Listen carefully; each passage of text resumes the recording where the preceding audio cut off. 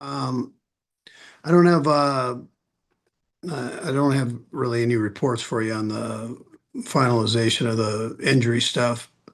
Um, I'll get that later here, so I'll be able to do that, give it to you later. So, or whatever, whenever we normally give it to you.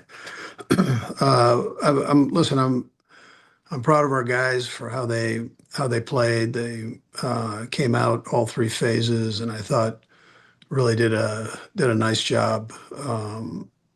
Against a team that was getting better each week before we had this chance to play them. So it was, they just come off a nice win and had some momentum going there. And I thought our guys came out and really were able to stay aggressive, both defensively and offensively from the start, and which I thought was important. And then our fans jump in on that, and that's a tough ask for a team to come into. So, and I mean, there are a bunch of individual things that I could address, just from Pat's day to the offensive line's day to Kelsey had a few catches and getting Rasheed back in there. I thought was tremendous. The energy that he brings, along with Xavier and the other guys. I mean, it's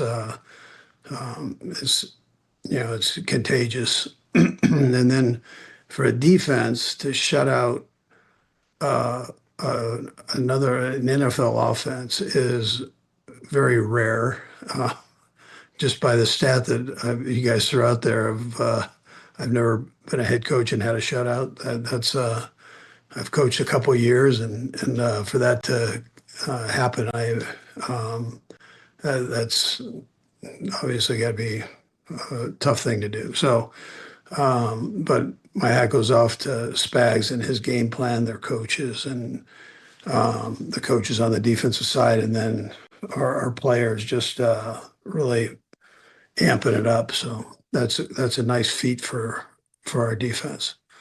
Um, and then special teams was, you could see Bucker's kicking the ball well, and that that's a positive along with Ariza. So, um, and I thought our coverage teams were good likewise, and return teams. So all in all, it was a good day.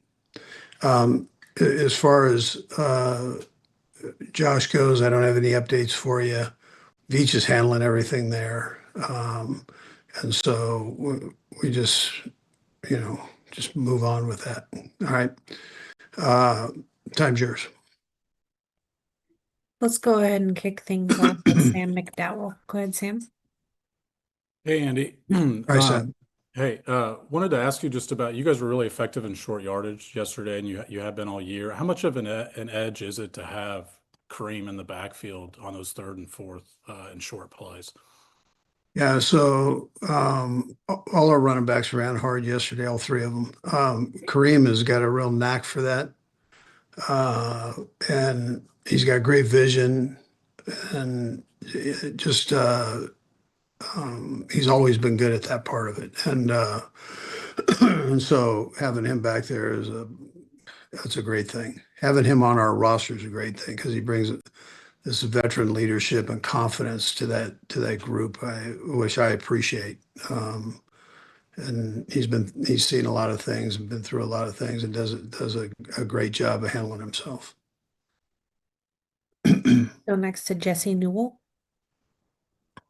Hey, said all the follow up to Andy. I'm glad you mentioned Pat's Day and you said you could talk more about it. I just wondered what you did see watching the film and what Pat did.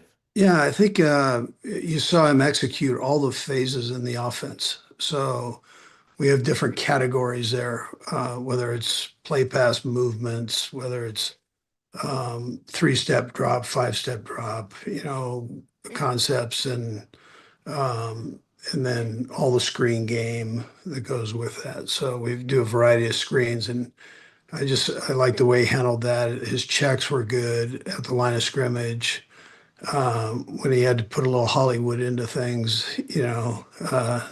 he did good with that and some of the tricky stuff. So I just thought he handled everything real well. And then I want to ask you about Rashard Smith. Just what are you seeing with his progression? Yeah, I think Matt's done a nice job, along with Todd and Mark of just bringing him along, and he had, I want to say 14 touches yesterday or so, and did a nice job with that. He's catching the ball well. Excuse me. He's catching the ball well, and I like where he's at now. He's in a good frame of mind, and he's picking things up. So, we just keep coming with him. We'll go next to Soren Petra.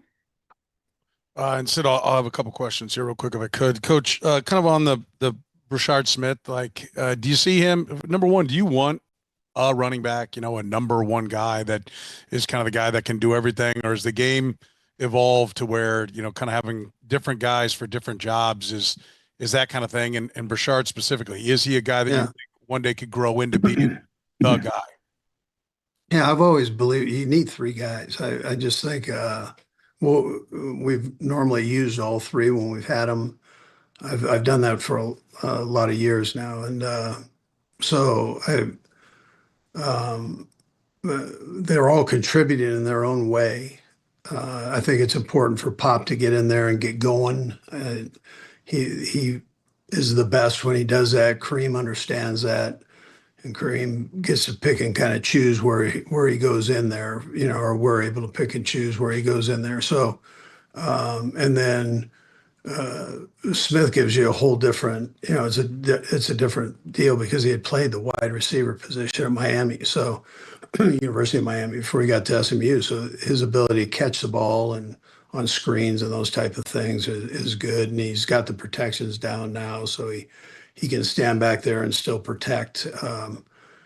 He's not quite as strong as the other guys. If you had to pick something where he can get better at, he's going to need an off season to get even stronger than what he is to tote it every play. So, but he'll work on that. He's a pretty diligent kid.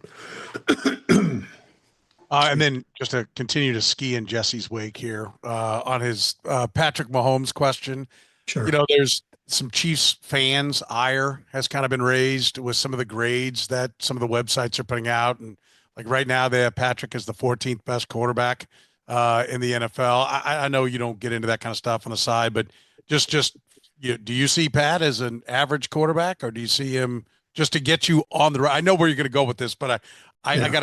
gotta hear you say it to be able to play it. So, do you see him as an average quarterback, or do you see him as significantly better than It's that? like you wearing a Notre Dame hat instead of a Syracuse hat. That's for Grunhard today. Yeah. I'll tell you, I think he's the best, but I mean, listen, I'm partial, obviously. We ask him to do so much stuff, and then just look at his game. I mean, look at his numbers, and how he contributes, how he gets everybody on the offense involved. I mean, he does that's him doing that, and he's got options on all that stuff, and he he finds a way to get everybody the ball, and then his leadership, I think, is second to none. We'll go next to Nate Taylor. Go ahead, Nate. Hello, Andy. Hey, Nate. Um, I think obviously yesterday was the first game with Rasheed, Hollywood, and Xavier on the field together. But Hollywood was the first guy that the team acquired first, I should say. Just what about, from your standpoint, whether it's even when Hollywood's not on the field, that has allowed him to be part of cultivating this culture with the rest of the trio, and just what he provides for your team now, seeing him in a full season so far? Yeah, listen, I love him. He's one of those energy givers. He doesn't say a lot, but he just present. There's a confidence there that he presents, and makes you feel like I got it. I got everything under control. Dial me up, and that's that's a great thing to have. And when we have, again, we're mixing and matching here. So everybody's getting a chance, and when he gets a chance to with the ball in his area, he's coming down with his hands are phenomenal. So he does a nice job of that, and he's not the biggest guy, but he is fearless inside, which you don't see a lot of that in this league. And some of his best work happens in there, and I appreciate that. We'll go next to Nick Jacobs. And Cindy, I'll have a follow-up if I can, please. Andy, my first question for you. Over the past couple weeks, we talked about Andy Heck, focusing on the run and doing a good job there. Red zone with Veach and Joe Blamar and guys all having their areas. When you're trying to help these guys develop as offensive coordinators and potential head coaches down the road, how important for you is to give them these tasks to build themselves up to where they have a tool belt down the road if they get that opportunity? Yeah, Nick, I think it's good for them in a few areas. It's always good to be accountable for something, and it makes your game even better. And so, as a coach and as a player, and so these guys have an area that they work and they dig in on it. And Spags does the same thing on the defensive side as Matt does on the offensive side. So everybody has a piece of the pie here, and they take a lot of pride in that. And the players all know it. They know who kind of does what, and and they buy in. And so to be able to stand in front of a crew and to sell your product, man, that's not an easy thing to do, and then get results. And it's a great experience for them going forward, or whatever direction they decide to go. And then on my second question here, Yeah. to go from the Lions game, playing that physical brand on a Sunday night, to playing a Sunday noon game and have that focus level and execution, where do you feel like this team kind of maybe set its new floor overall? Yeah, that's a good question, because I should have addressed that first. Last night I mentioned that you're coming off a hard, you're coming off a emotional game against the Lions, good football team, and you're going against now a rival. That's and it tells you, first of all, that you better be up every week. You can't have an off week in the NFL, and so. That part's a great teaching tool. I'll tell you what, I just got fined for that. That's a great teaching tool, and so that part. Nick, I just destroyed your question with a phone ringing, but it was a good question. Yeah, so yeah. Yeah. Two left for you, Coach. We'll go next to Todd Palmer. Hey, Andy, I was just curious. We saw the Gardner Minshew play at the goal line. I know it got called back, and then Pat acting there and stuff like that. We've seen when you guys are at your best on offense, some of those fun plays, some of those plays where whether it's Matt or players contributing to kind of these oddball plays.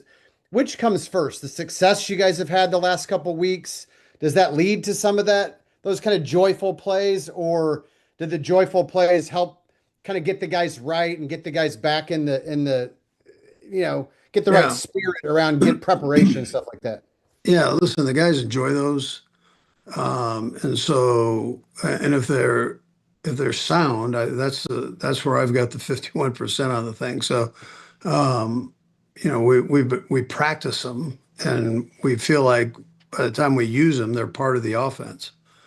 And so we normally could pull them off. We had the one fail on us down there, but normally these things work. And that one, had we not botched it up a little bit there with a snap count and that, it would have, probably would have scored. So we gotta tighten that part up. But no, we practice these things and spend time at them. So We'll go last to Todd Lebo. Coach, I've heard you talk many times about like emotion on the sideline and stuff like that. And I noticed yesterday when the backups were in, I mean, like Travis Kelce was right up there, high-fiving defensive players coming off. When you're in the middle of a game, can you feel, because you've got so many other things going on, if you're getting what you want from the guys on the sideline there, and kind of how do you cultivate that, whether things are going good or bad? Yeah, you can feel that. Yeah, and so you see it in the preseason all the time, but you can feel it as a coach on the sideline. You feel when your guys are into it or not into it, and it's important if they're a little bit down that the coaches help out with that. But you don't have to do. These guys have good energy. So when I talk about a good rooms or a good energy on a team, those things are said because I feel those things from like what you saw, which is a good observation. But yeah, that's the guys they really support those young guys, which is a unique thing too. That's it, Coach. Thank you. Yep. Thank you.